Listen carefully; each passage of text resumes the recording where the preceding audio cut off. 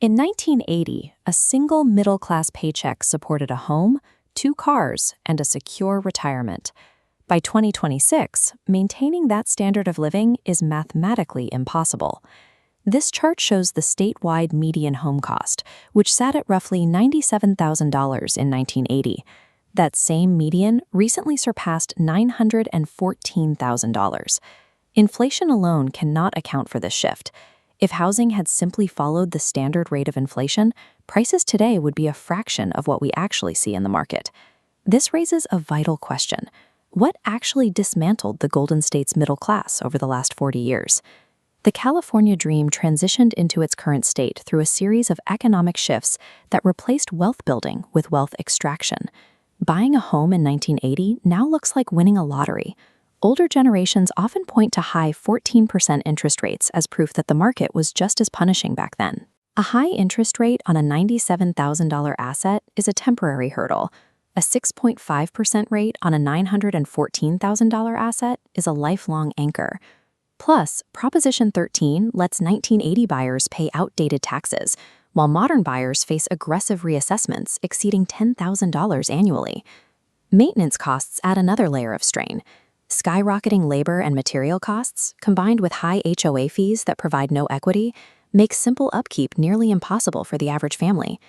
These compounded expenses have turned the traditional California house into a financial black hole that consumes more value than it creates for the owner.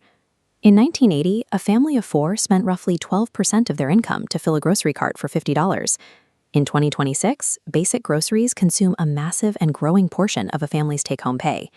Transportation has evolved into a daily financial gauntlet.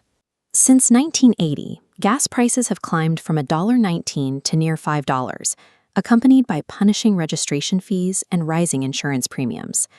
Single-income survival in the 1980s made expensive childcare optional. Today, childcare in California averages over $1,500 a month per child, while healthcare deductibles add another $1,000 to the monthly budget. Even daily transactions have changed. Digital point-of-sale screens now request tips of 20 to 30% for basic services, like handing over a cup of coffee. This tipping culture functions as a unique tax that shifts the responsibility for living wages to the consumer, slowly reducing disposable income with every transaction. In 1980, a student could work a summer job to pay for a $700 year at a UC school. Today, that same education costs upwards of $14,000 in base tuition, usually funded through compounding debt. Retirement security was once built into the job. In the 1980s, corporate and union positions typically offered guaranteed pensions. Today, workers must self-fund their retirement through 401ks, diverting a large portion of every paycheck just to ensure they don't face poverty in old age. Taxation adds a final squeeze. California's tax brackets now treat standard middle-class salaries as high income, removing earnings before they ever reach a bank account. Modern graduates and workers enter the workforce already bound to a system of compounding debt and high taxation that makes building wealth difficult. The shelter trap, the daily drain, and the invisible chains have merged into a single system. Consumer debt has transitioned from a temporary tool into a structural necessity used to bridge the gap between stagnant wages and exploding living costs.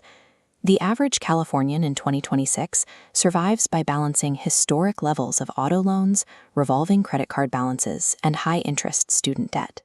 Younger generations are attempting to achieve the California dream using a set of mathematical rules that have been rewritten against them. The modern California paycheck functions primarily as a mechanism to service this system rather than a tool for building personal wealth.